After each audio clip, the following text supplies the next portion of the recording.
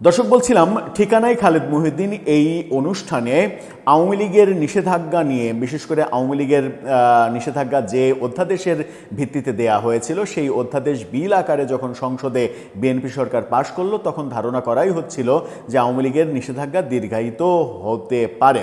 যদিও সেই ভাবনার একটা বড় পরিবর্তন দৃশ্যায়ন হয়েছে আজকে, যখন আওয়ামী লীগের সাবেক স্পিকার শিরীন শারমিন চৌধুরীকে মাত্র 6 দিনের মাথায় জামিন দেয়া এবং জামিনের 4 ঘন্টার মাথায় তাকে কারামুক্ত করার ঘটনা আমরা দেখেছি। সে ভিন্ন আলাপ, কিন্তু ওই আলাপে ফিরে যাই যে জরিপটা মানে এই প্রসঙ্গে যে মানে অধ্যাদেশ বিল আকারে পাশ করা এবং আওয়ামী লীগের রাজনীতি নিষিদ্ধ করার দীর্ঘ প্রক্রিয়ায় যাওয়া, এই ব্যাপারে জনগণের মতামত জানতে চাওয়া হয়েছিল খালেদ মহিউদ্দিনের ঠিকানায় এই অনুষ্ঠানে, ঠিকানায় খালেদ মহিউদ্দিন এই অনুষ্ঠানে। সেখানে 35,000 জনগণ অংশগ্রহণ করলেন 1 ঘন্টার সেই অনুষ্ঠানে, এবং 35,000 জনগণের মধ্যে বেশি সংখ্যক জনগণ আওয়ামী লীগের নিষেধাজ্ঞা চান না, এই সিদ্ধান্ত সমর্থন করেন না, এমন মতামত দিয়েছেন।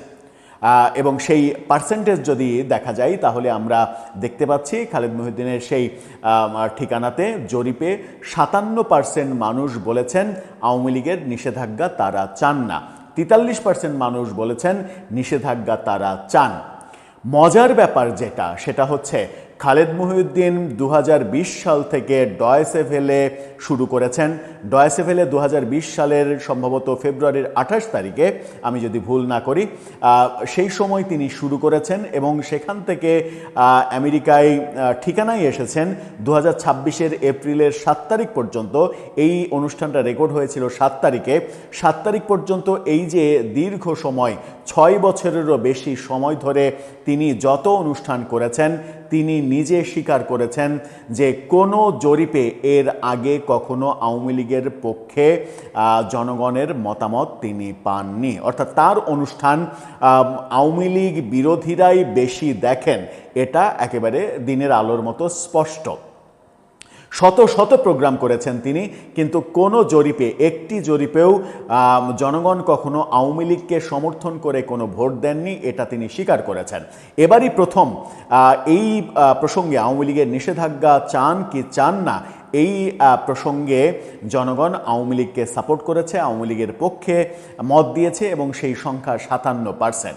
গত নির্বাচনে আমরা দেখেছিলাম বিএনপি প্রায় 51% ভোট পেয়েছে, জামাত পেয়েছে 31%-এর মতো ভোট। এই যে বিশাল অঙ্কর ভোটের হিসাব এই দুই দলই করছে, এই দুই দল যখন এই হিসাব করছে তখন কিন্তু আওয়ামী লীগ ভোটে অংশগ্রহণ করেনি। আওয়ামী লীগ যদি ভোটে অংশগ্রহণ করে তাহলে তাদের যে ভোটের হার, সেই হার কততে গিয়ে ঠেকবে, এই প্রশ্ন অনেকের মনেই রয়েছে। বিএনপির এবং আওয়ামী লীগের যে একেবারে ফিক্সড ভোট ব্যাংক, সেখানে খুব কমই পার্থক্য আমরা দেখি। ওই 30-35% একটা ফিক্সড ভোট ব্যাংক রয়েছে বিএনপি এবং আওয়ামী লীগের। যে ভোট ব্যাংক যদি 35% ভোট ব্যাংক যদি আওয়ামী লীগের থাকে এবং তারা যদি ভোটে অংশগ্রহণ করে, তাহলে কিন্তু বিএনপির ভোট কিছুটা কমবে, জামাতের ভোট কিংবা এনসিপির ভোট অনেক বেশি কমে যাবে, এরকম একটা ঘটনা ঘটবে। আবার অনেকে মনে করতে পারেন যে বিএনপির ভোট থেকেই আওয়ামী লীগের ভোট বেড়ে যাবে, এরকম ঘটনা ঘটতে পারে। যেটাই হোক না কেন, সেই আলোচনায় যেতে চায় না। যে আলোচনায় যেতে চাই সেটা হচ্ছে যে এই জরিপে যেটা আওয়ামী লীগের পক্ষে জনগণ অবস্থান নিলেন, হঠাৎ করে খালেদ মহিউদ্দিনের দর্শকরা, যারা সংখ্যাগরিষ্ঠ আওয়ামী বিরোধী বলেই মানে এতদিন প্রমাণ হয়ে এসেছে, তারা কি হঠাৎ করে আওয়ামী লীগের সমর্থন করা শুরু করলেন, আওয়ামী লীগের সমর্থক হয়ে গেলেন, নাকি তারা বাস্তবতার পরিপ্রেক্ষিতে আসল ব্যাপারটা অনুধাবন করতে পেরেছেন যে কোনো দল নিষিদ্ধ করা গণতান্ত্রিক দেশে সুষ্ঠু কোনো প্রক্রিয়া নয়, যেটা প্রফেসর ইউনূস করেছিলেন। সাংবাদিক মাসুদ কামাল এর উত্তরে যেটা বলেছেন যে এই যে সমর্থন, এই যে আওয়ামী লীগ আপনার জরিপে জিতে গেল, এই যে সমর্থন, তিনি এই সমর্থন প্রসঙ্গে বলছেন যে বাংলাদেশের মানুষ কোনো দলকে ভালোবেসে তাদেরকে ভোট দিয়ে ক্ষমতায় আনে না। তাহলে কিভাবে ক্ষমতায় আনে? আশ্চর্যজনকভাবে তিনি বলছেন বাংলাদেশের মানুষ মূলত পূর্বতন সরকারের ওপরে রাগ, ক্ষোভ, তার অধিকার আদায় করতে না পারা, তার চাহিদা পূরণ না হওয়া, এসব কারণে পূর্বতন সরকারের বিরুদ্ধেও মতকে প্রতিষ্ঠিত করতে গিয়ে কোনো একটা দলকে তারা ভোট দেয় এবং সেই ভোট দেওয়ার কারণেই নতুন কোনো দল ক্ষমতায় যায়। সেই ক্ষেত্রে তিনি বলছেন যে সেই প্রেক্ষাপটটা এই ক্ষেত্রেও দেখা গেছে জনগণ ব্যর্থ মানে হয়েছে চাহিদা পূরণে কিংবা অধিকার আদায়ে প্রফেসর ইউনূস সরকারের দীর্ঘ ১.৫ বছরের শাসনামলে এবং তার ধারাবাহিকতায় মানে বিএনপির যে শাসনামল সেটাও হয়তো যুক্ত হয়েছে, যদিও বিএনপির এই ২ মাসে তো আর ব্যর্থতা সফলতার হিসাব আপনি করতে পারেন না। মূলত প্রফেসর ইউনূসের মেটিকুলাস শাসন ব্যবস্থার যে অনাচার, যে অনিয়ম, যে দুর্নীতি, যে মবতন্ত্র, সেইগুলো দেখে মানুষ এতটাই মানে বিরক্ত হয়েছে, এতটাই রাগান্বিত হয়েছে ক্ষোভে, যে যারা এতদিন মানে তা আওয়ামী লীগকে সমর্থন করেনি, আওয়ামী লীগের বিপক্ষে সবসময় অবস্থান করেছে, তারাও মনে করছে যে এদের চাইতে তাহলে তো আমরা আগেই ভালো ছিলাম। মাসুদ কামাল বলছেন যে এই মবতন্ত্রের এগেনস্টে মানুষ ভাবতে শুরু করেছে আগেই তো ভালো ছিলাম। এই আগেই তো ভালো ছিলামের ভাবনা থেকেই এই জরিপে ভোট বেশি হয়েছে। তিনি বলছেন যে আপনি তো আর আওয়ামী লীগের লোকদেরকে দাওয়াত দিয়ে, ইনভাইট করে, জিয়াপত দিয়ে এখানে নিয়ে আসেননি তাদেরকে ভোট দেওয়ানোর জন্য, কিংবা আপনি বিএনপি কিংবা জামাতের সাপোর্টারদের বলেননি যে তোমরা আজকের এই পর্বটা দেখো না, তোমরা অফ যাও, সেটা তো করেননি। তার মানে এই ঘটনাটা যেটা ঘটেছে সেটা হচ্ছে ক্ষোভ থেকে ঘটেছে, রাগ থেকে ঘটেছে, প্রত্যাশা পূরণ না হওয়া থেকে ঘটেছে, এবং মানুষ বুঝতে পেরেছে যে আওয়ামী লীগকে ফ্যাসিস্ট বলে তাড়িয়ে দিয়ে, দুর্নীতিবাজ বলে তাড়িয়ে দিয়ে প্রফেসর ইউনূস যে স্বার্থ কায়েমের রাজনীতি শুরু করেছিলেন, সেই রাজনীতি আওয়ামী লীগের খারাপ রাজনীতির চাইতে অনেক বেশি জঘন্য। এই ব্যাপারটা যদি সত্যি মানে বাস্তবতা হয়, আমরা আমাদের চ্যানেলে যেটা বললাম যে আমাদের চ্যানেলেও এটা একটা আজকেই জরিপ আমরা ছেড়েছি, আপনারা অংশগ্রহণ করতে পারেন, আপনার মতামত দিতে পারেন।